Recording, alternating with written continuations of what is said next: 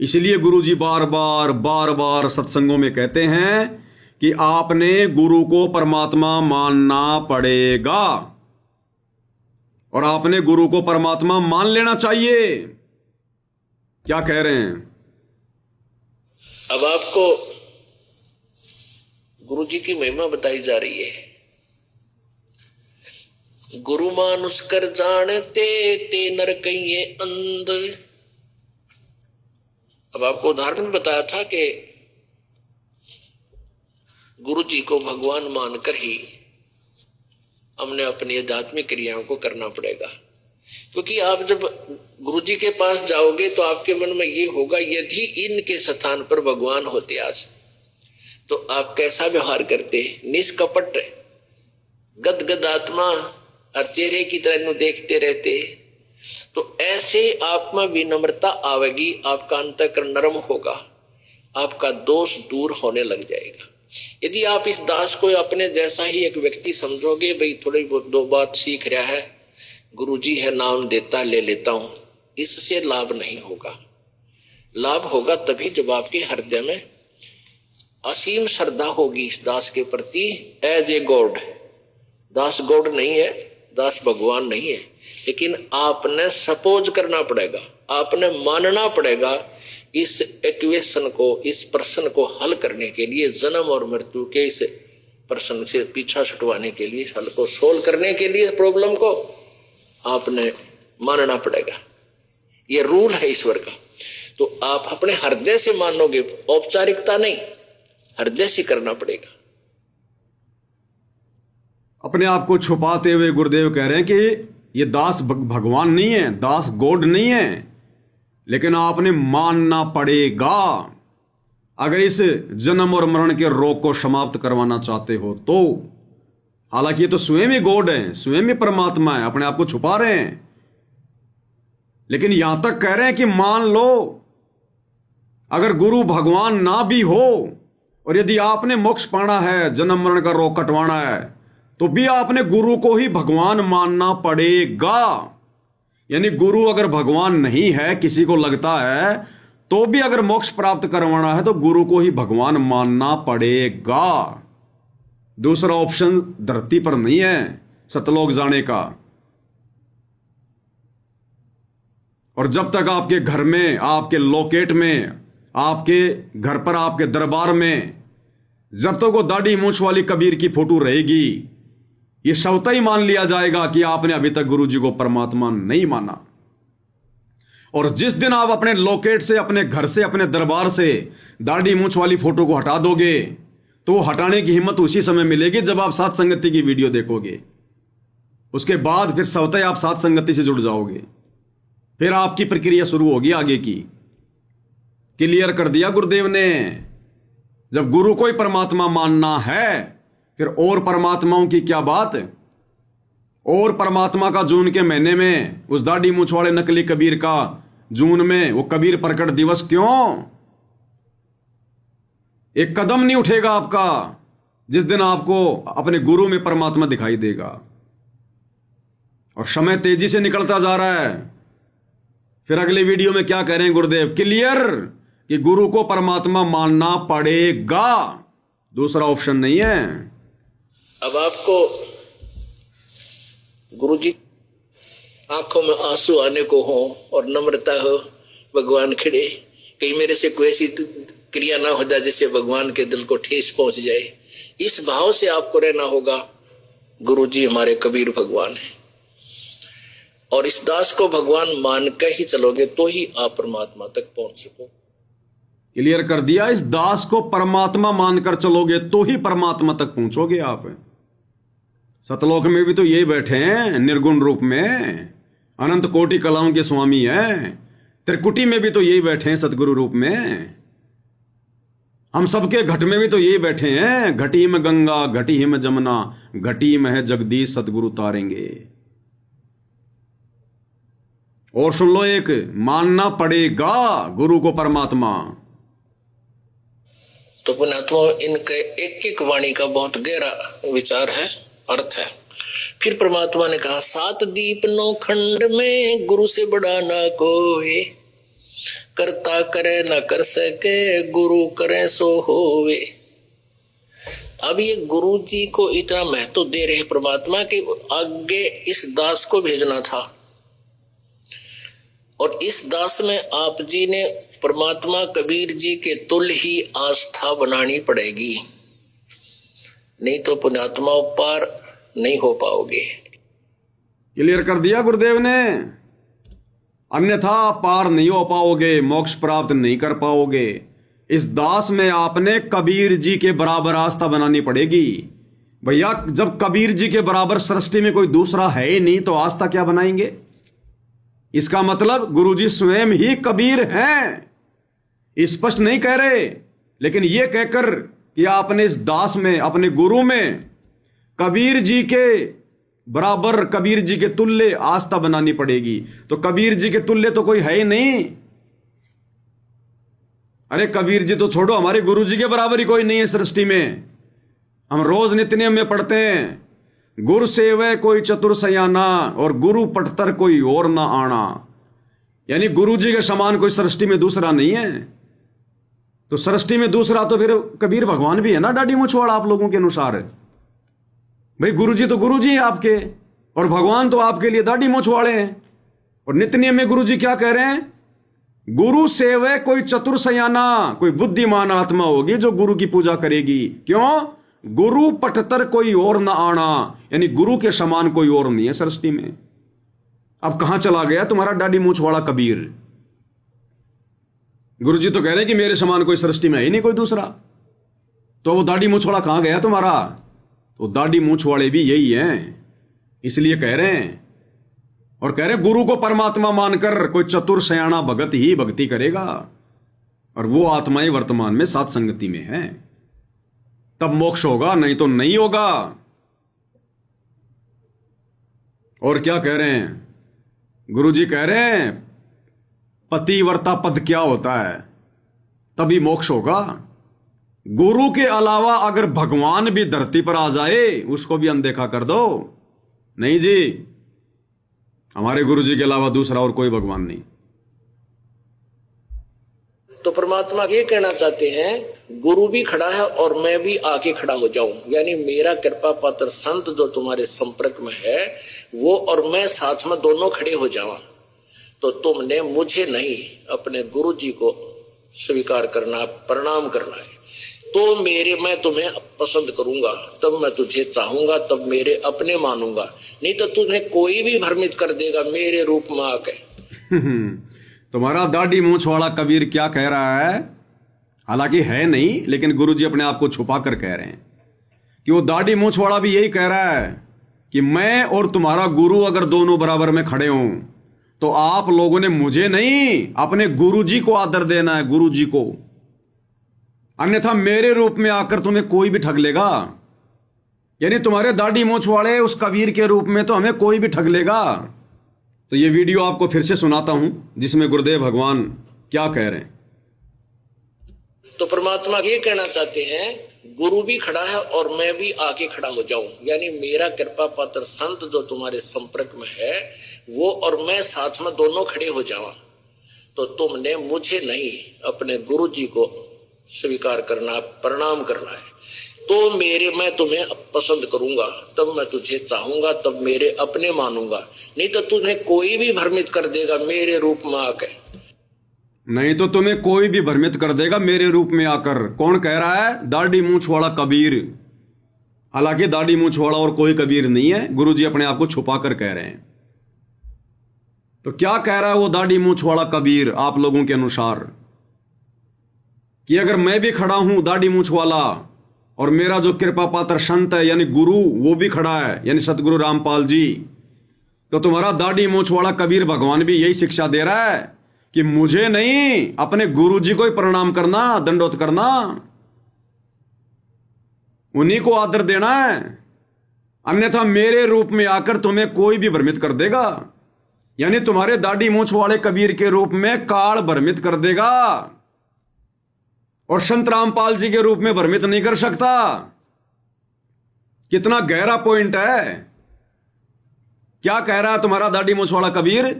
कि अपने गुरु के अलावा किसी और को महत्व मत देना, किसी और को प्रणाम भी मत करना, मुझे भी मत करना, अगर हम दोनों भी आके खड़े हो जाएं तो।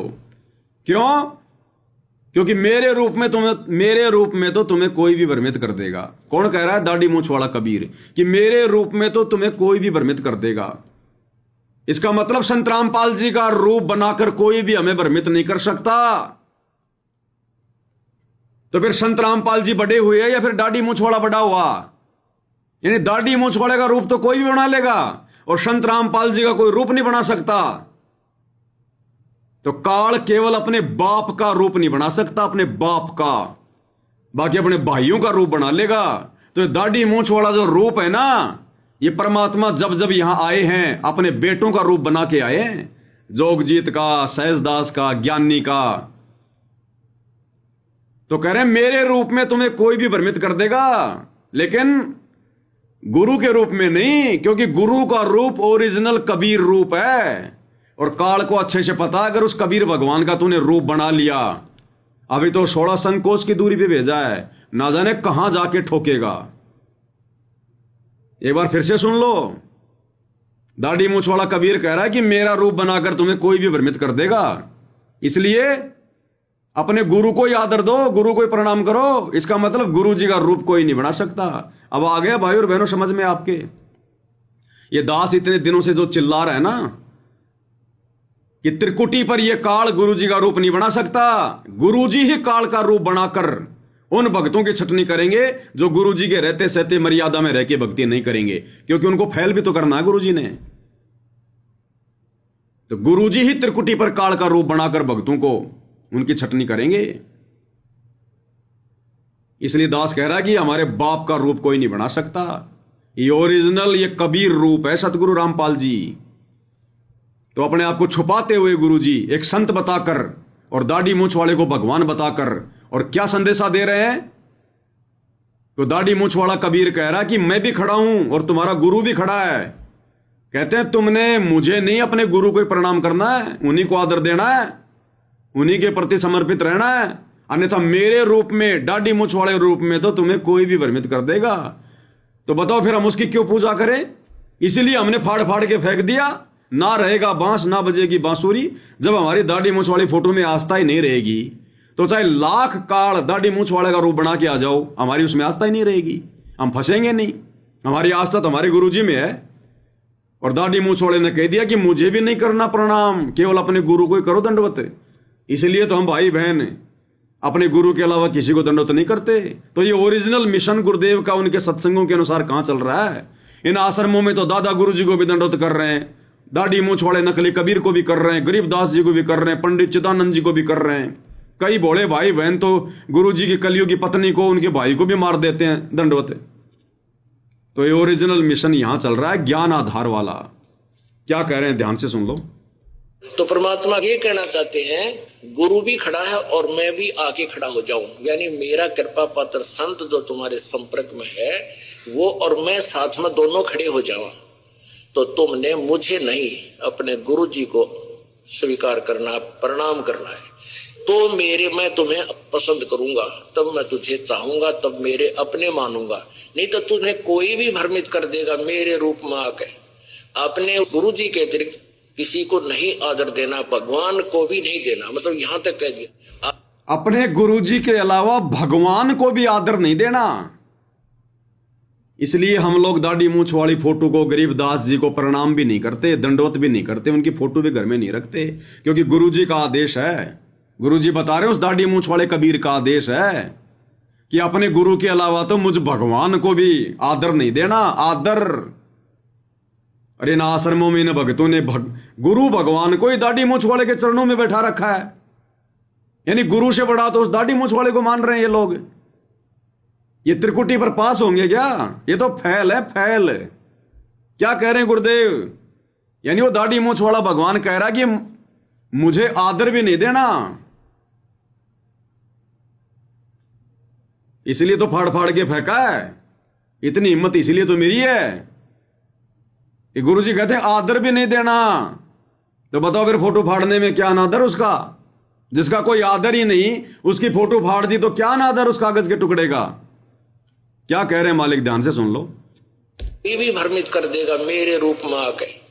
अपने गुरु जी के अतिरिक्त किसी को नहीं आदर देना, भगवान को भी नहीं देना, मतलब यहां तक कह दिया। अपने गुरु जी के अतिरिक्त किसी को नहीं आदर देना, भगवान को भी नहीं देना, मतलब यहां तक कह दिया। अपने गुरु जी के अतिरिक्त किसी को नहीं आदर देना, भगवान को भी नहीं देना, मतलब यहां तक कह दिया। तो बताओ भाई और बहनों, कितना क्लियर कर रखा गुरुदेव भगवान ने, कितना क्लियर। कोई कमी नहीं छोड़ रखी है परमात्मा ने समझाने में, तो कोई कमी नहीं छोड़ी है। और इस सत्संग में क्या कह रहे हैं गुरुदेव, बिल्कुल क्लियर, कि अब तो हम गोविंद को छोड़कर गुरु को पूजेंगे।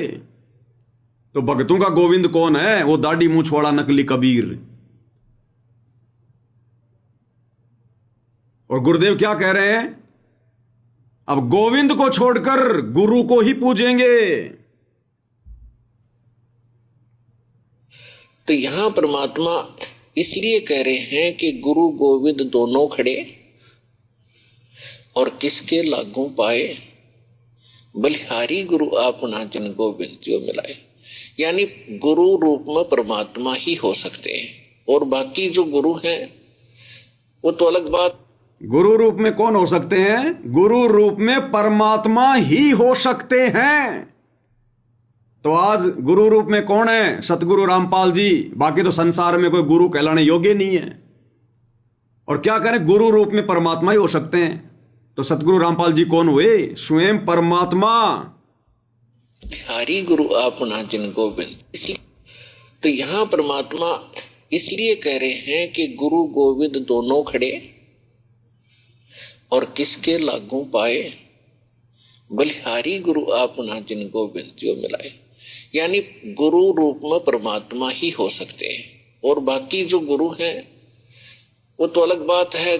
कोई मोटरसाइकिल चलाना सिखा देता वो उसका गुरु हो गया, कोई गाड़ी चलाना सिखा देता उसका गुरु हो गया। माताएं अपने बेटियों को रोटी पौना सिखा दी वह उनकी गुरु होगी। तो ये गुरु अलग हैं, और अध्यात्म जो गुरु है रियल में हमारा वो गुरु है। तो अध्यात्म ज्ञान यहाँ नहीं था, और दो सदग्रंथ थे उनको हमारे गुरु जो बने हुए थे यहाँ नकली, वो समझ नहीं सके। इसलिए परमात्मा स्वयं आते हैं और फिर वो कहते हैं कि गुरु गोविंद दोनों खड़े, अब किसके लागू पाए, बलिहारी गुरु आपना जिन गोविंद जो मिलाए। गोविंद को छोड़कर हम गुरु को ही महत्व देंगे। क्या कह रहे हैं गुरुदेव, कि गोविंद को छोड़कर हम गुरु को ही महत्व देंगे। गोविंद को छोड़कर, दाढ़ी मूंछ वाले कबीर को छोड़कर हम गुरु को महत्व देंगे। दोबारा सुन लो भाई और बहनों, कितना गजब का पॉइंट है। बलिहारी गुरु आपना जिन गोविंद जो मिलाए। सुनो, गोविंद को छोड़कर हम गुरु को ही महत्व देंगे। गोविंद को छोड़कर हम गुरु को ही महत्व देंगे। तो हम साथ संगति से जुड़े भाई बहन क्या गलत कर रहे हैं? हम वही तो सब कुछ कर रहे हैं जो गुरुजी ने हमें बताया, जैसा गुरुजी चाहते हैं, जैसा गुरुजी हमें भगत बनाना चाहते हैं, जैसे गुरुजी हमें काल के जाल से बचाना चाहते हैं। हम लोग गुरुजी के संकेतों के आधार से तो चल रहे हैं, उनके इशारों से तो चल रहे हैं। फिर गुरुजी भला हमसे नाराज कैसे हो जाएंगे? वर्तमान में गुरुजी जितने प्रश्न अपने सत्सेवक बच्चों से हैं, इस ब्रह्मांड में किसी से नहीं है। बाकी आश्रम वाले तो आए दिन उनको दुखी कर करके खून के आंसू रुला रहे हैं, खून के आंसू। और इस सत्संग में क्या कह रहे हैं गुरुदेव, कि गुरु के अलावा कोई अन्य नहीं, चाहे खुद कबीर जी क्यों ना आ जाए, खुद भगवान ही क्यों ना आ जाए। और जब आप पतिव्रता पद पर रह करके साधना करोगे, पतिव्रता पद का मतलब है केवल एक ही गुरु और दूसरा पृथ्वी पर नहीं थे भगवान भी आ जावे। ये मालिक कहते हैं गुरु गोविंद दोनों खड़े किसके लागू पाए, उन्हीं का आदेश है। क्लियर? गुरु के अलावा चाहे दूसरा भगवान ही क्यों ना आ जाए, रिजेक्ट। इसलिए हम भक्तों को इतनी हिम्मत मिली। ये वही सत्संग है जो हम सुनते चले आ रहे थे, समझ में नहीं आ रहे थे। साथ संगति से जोड़कर गुरुदेव ने आशीर्वाद की दया बख्शी। तब जाकर ये बातें समझ में आई है। और एक नहीं भाई और बहनों, ऐसे ना जाने कितने सत्संग हैं। एक सत्संग कितना अनमोल है। क्या कह रहे हैं गुरुदेव, अगर ब्रह्मा विष्णु महेश भी आकर कहें कि हम भगवान हैं तो भी नहीं, रिजेक्ट। और लास्ट में गुरु जी कह रहे हैं कि अगर वो कबीर जी भी आ जाए और कहे कि मैं भगवान, तो भी हमने यही कहना कि हमारे गुरु जी भगवान है। कबीर साहब से लाभ लेना है तो ये नियम अपना आजीवन निभाना होगा। स्वयं परमात्मा ब्रह्मा विष्णु महेश भी आ जावे, कोई आकर यूं कहे मैं कबीर हूं, या स्वयं परमात्मा भी आ जावे, तो भी आपकी श्रद्धा डगमग नहीं हो कि नहीं हमें तुम्हारे भगवान गुरुदेव। कहते ब्रह्मा विष्णु महेश भी आ जाए कि हम परमात्मा हैं, हम कबीर हैं, तो भी नहीं। और स्वयं यदि परमात्मा कबीर जी भी आ जाए कि मैं कबीर हूं, तो भी हमने यही कहना है, डगमग नहीं होना, दृढ़ रहना है कि नहीं जी, हमारे भगवान, हमारे कबीर तो हमारे गुरु जी हैं। दोबारा सुन लो भाई एक बार, समझ में नहीं आया हो तो। कबीर साहब से लाभ लेना है तो ये नियम अपना आजीवन निभाना होगा। स्वयं परमात्मा ब्रह्मा विष्णु महेश भी आ जावे, कोई आकर यूं कहे मैं कबीर हूं, या स्वयं परमात्मा भी आ जावे, तो भी आपकी श्रद्धा डगमग नहीं हो कि नहीं हमें तुम्हारे भगवान गुरुदेव। हमारे तो भगवान हमारे गुरुदेव ही हैं। इसलिए भाई और बहनों, ये इतनी हिम्मत परमात्मा ने करवाई है। इस कागज की फोटो को फड़वाना, एकमात्र गुरुदेव को दंडवत करना, गुरुदेव का जयकारा लगाना, गुरुदेव को भोग लगाना, गुरुदेव की आरती उतारना, गुरुदेव की चरण सेवा, घर घर में गुरुदेव के आसन बेड, फिर साथ संगति से जोड़कर परमात्मा हमारे को बांध के रखते हैं। हम बकवाद ना करें, इधर उधर की ना सोचें, ज्यादा समय परमात्मा के चिंतन मनन में। तो इतना सब कुछ गुरुदेव ने आप और हम सत्सेवकों को संभाल के क्यों रखा हुआ है? आप और हमें इतना बिजी क्यों कर रखा है? माता बहनों को जो घर पर रहती हैं, सारा दिन उनको फुर्सत नहीं है। दिन में 3-3 बार भोग लगाना, गुरुदेव की आरतियां करना विधिवत, सत्संग सुनना, फिर सत्संगति के वीडियो देखना, फुर्सत ही नहीं हमारे को। रोजाना परमात्मा सत्संगति के माध्यम से ये खीर खिला रहे हैं। क्यों? हमारा ध्यान ना भटके, काल का कोई भी दाव ना लगे, हम लोग हर प्रकार से सचेत रहें, जागरूक रहें। काल हमें जो ठगेगा, यहां भी अपने दूतों के माध्यम से और खुद त्रिकुटी पर भिन्न भिन्न रूप बनाकर वहां भी हम उसके जाल में ना फंसें, उसके लिए गुरुदेव ये इतना सब कुछ करवा रहे हैं। तो भाई और बहनों, ये असीम रजा, असीम मेहर है गुरुदेव भगवान की। इसलिए दास कह रहा है कि ये बहुत थोड़ा समय है आप और हमारे पास में, और गुरुदेव के सतलोक जाने के बाद फिर मोक्ष के दरवाजे बंद हैं। ये बात गुरुजी खुल के नहीं कहेंगे, इसलिए सात संगतियां शुरू करवाई है। और हम भी वही कह रहे हैं जो गुरुदेव ने सत्संगों में कह रखा है। जिन सत्संगों को हम समझ नहीं पा रहे थे, ये दास कोई अपनी तरफ से नहीं कह रहा कि गुरुजी के जाने के बाद मोक्ष नहीं मिलेगा। मैं कौन होता हूं 2 कोटि का जीव बोलने वाला, लेकिन गुरुजी ने खुद सत्संगों में कह रखा है, इसलिए आप लोगों को बताने की हिम्मत पड़ रही है। और जब तक इतना भय नहीं बनेगा, इतना डर नहीं बनेगा, तो कोई कैसे मर्यादा में रह के भक्ति करेगा? अगर गुरुजी के सतलोक जाने के बाद भी हजारों साल तक मोक्ष होता रहेगा, तो इसी जन्म में मोक्ष कौन करवाएगा? ये कोई बात नहीं, अगले जन्म में देख लेंगे, उसमें नहीं हुआ तो अगले में देख लेंगे, अगले में, अगले में, अगले में। फिर सीरियस कौन होगा? डर किसको बनेगा? बनेगा ही नहीं, मर्यादाओं में कोई रहेगा नहीं कि कोई बात नहीं, जान दो गुरुजी को। हजारों साल तक चलेगा और मनुष्य जन्म मिलेंगे, अगले जन्म में हो जाएगा मोक्ष। ओ लिया फिर मोक्ष हमारा।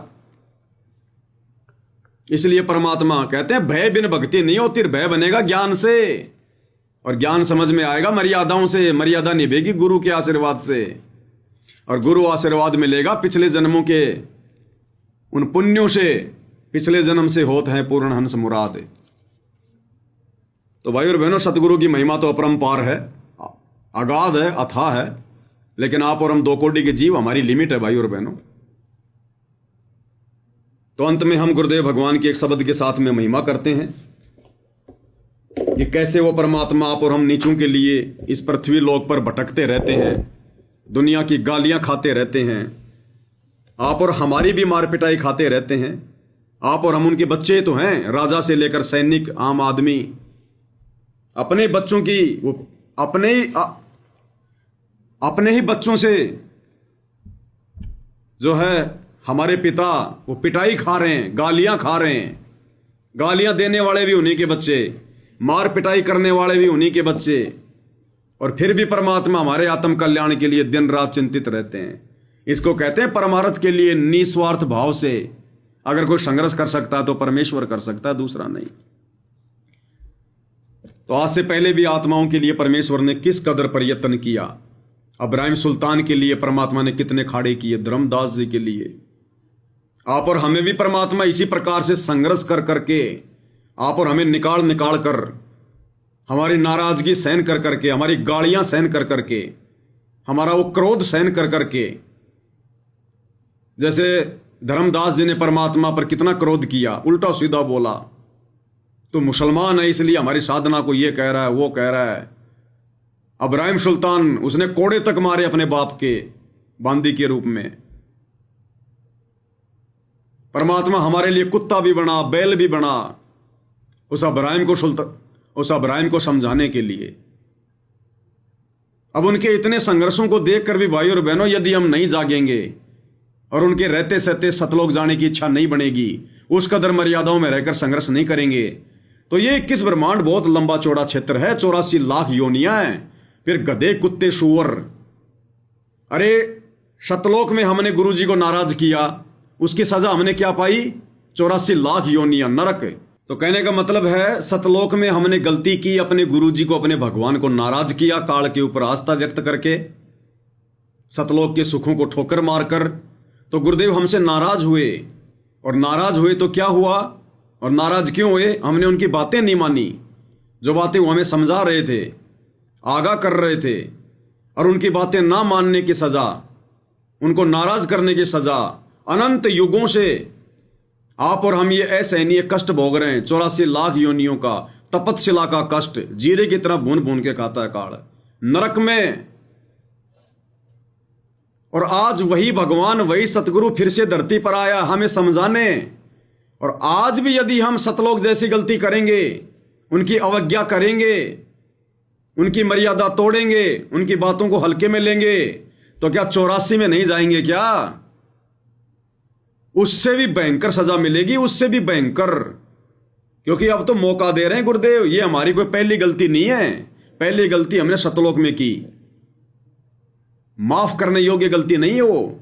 फिर भी भगवान ने माफ कर दिया, और फिर हमें वापस समझा रहे हैं, सतलोक ले जाने का समझा रहे हैं। और फिर भी यदि वर्तमान में हम सीरियस नहीं होंगे, तो ये पहले वाली गलती से बड़ी गलती होगी। तो क्या 84 लाख योनियां नहीं मिलेगी क्या? अरे गुरु का दिल दुखाना संसार का सबसे बड़ा अपराध है। इसलिए तो गुरु जी कहते हैं, जिन बातों से गुरु दुख पावे उन बातों को दूर भगावे।